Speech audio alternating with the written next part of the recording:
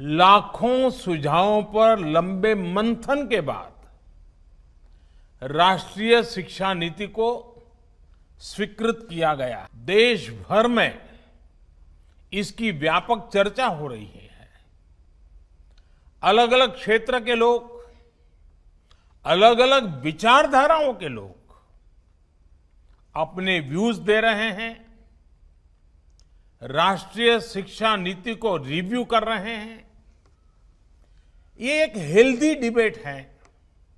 ये जितनी ज्यादा होगी उतना ही लाभ देश की शिक्षा व्यवस्था को मिलेगा। ये भी खुशी की बात है कि राष्ट्रीय शिक्षा नीति आने के बाद देश के किसी भी क्षेत्र से, किसी भी वर्ग से ये बात नहीं उठी कि इसमें किसी तरह का बायस है।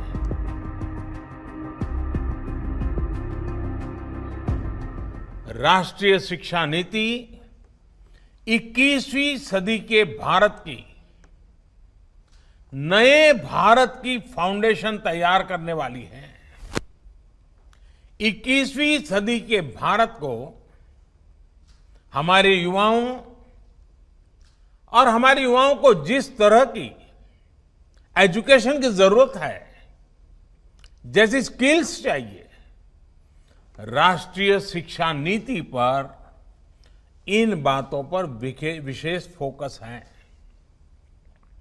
भारत को ताकतवर बनाने के लिए, विकास की नई ऊंचाई पर पहुंचाने के लिए भारत के नागरिकों को और सशक्त करने के लिए, उन्हें ज्यादा से ज्यादा अवसरों के उपयुक्त बनाने के लिए इस एजुकेशन पॉलिसी में खास जोर दिया गया है।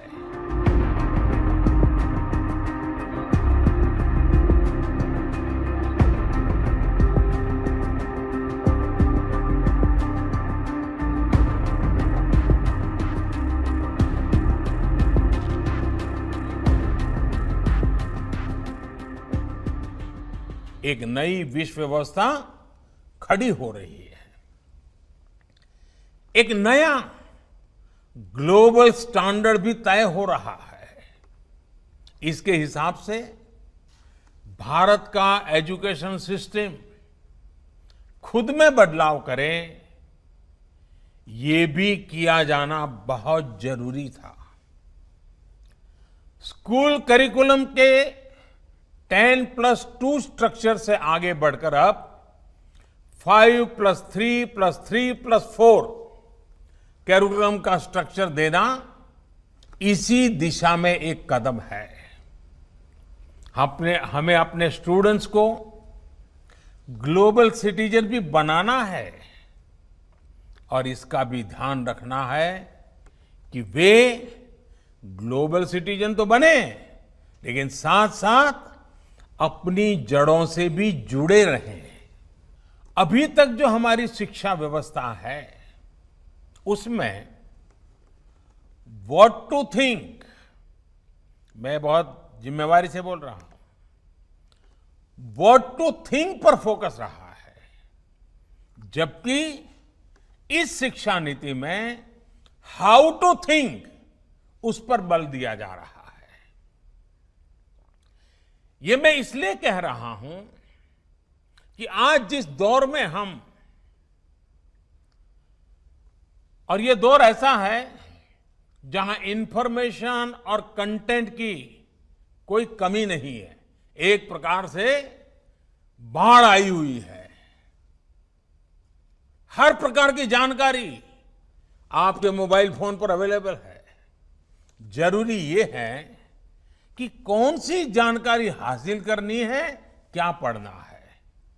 इस बात को ध्यान में रखकर ही राष्ट्रीय शिक्षा नीति में प्रयास किया गया है कि जो पढ़ाई के लिए लंबा चौड़ा सिलेबस होता है, ढेर सारी किताबें होती हैं, उसकी अनिवार्यता को कम किया जाए अब कोशिश ये है कि बच्चों को सीखने के लिए inquiry based, discovery based, discussion based और एनालिसिस बेस्ड तरीकों पर जोर दिया जाए।